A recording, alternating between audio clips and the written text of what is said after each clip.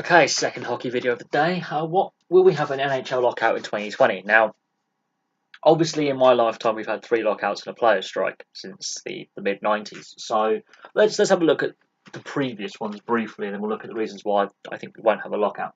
Both the NHL and the NHLPA can opt out of the collective bargaining agreement about a week apart next September in 2019. So I think the NHLPA can opt out first, then the NHL can opt out second. There's about a week's difference between the opt-out dates for this current collective bargaining agreement. Now, they could both opt in and extend it and have discussions, but from what I can understand, no discussions are taking place. They have a couple of years in which to sort this out before 2020, and there doesn't appear to be any kind of discussions that we, as fans, publicly are aware of. There have been 3 previous lockouts and 1 strike since I think 93, 94. There's been 2 lockout shortened seasons, 1 fully locked out season, and a player strike before the playoffs.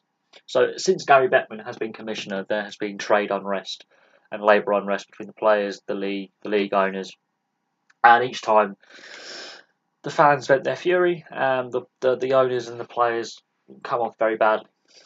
The NHLPA did sort of lose the PR battle in 2004. So the 2004-2005 lockout is what everyone wants to avoid. And what happened there was the whole season and the postseason was gone. A lot of players, I did a video on this, did come and play in Europe. A lot of players played in the UK. And for the most part, those players still had a career in the NHL post-2005. There were some rule changes, the style of hockey changed a little bit, the salary cap was brought in, and the shootout was brought in overtime, after overtime. So there were some rule changes coming out of that have had an impact on the game, for positive or negative. But we cannot have that again. The NHLPA and the NHL were at loggerheads leading into that from the previous lockout and then leading forward over that 10-year period into that lockout. 10 years later, we have another one. So it seems to be like a temporary, like a decade-long truce. It's getting close to the end now. Big concern is they could both opt out. And from what we gather as fans, there's been no meetings between the NHLPA and the NHL to avoid something like that. Here's the reasons why I think both sides decide to negotiate, sit down and thrash out a deal in the off-season in 2020.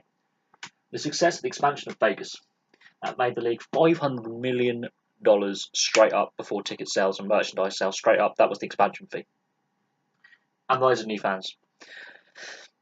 The TV numbers will specify that people in America started to watch hockey outside of Vegas as well because of that success. Getting to the Stanley Cup final in the first year, the $500 million expansion fee, the league has got a lot of extra money that it didn't have 2 years ago. And yeah, the league is financially better off. That's before ticket sales, before merchandise sales. Bang, that put bums on seats. That is still putting bums on seats. Plus, Seattle is about to enter the league in sometime between 2020 and 2021 at a room at about $650 million US. It wouldn't surprise me if that is a talking point, but here's another talking point. Oh, God, I've dropped the pen. Let's have a look at this. This will be another one.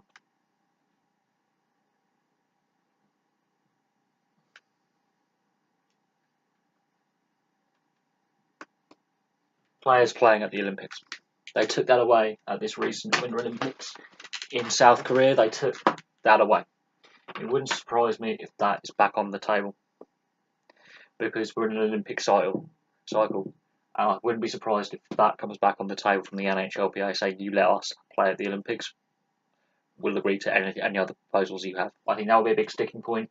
The amount of money now in the league, big sticking point, and the success of Vegas and the new fans.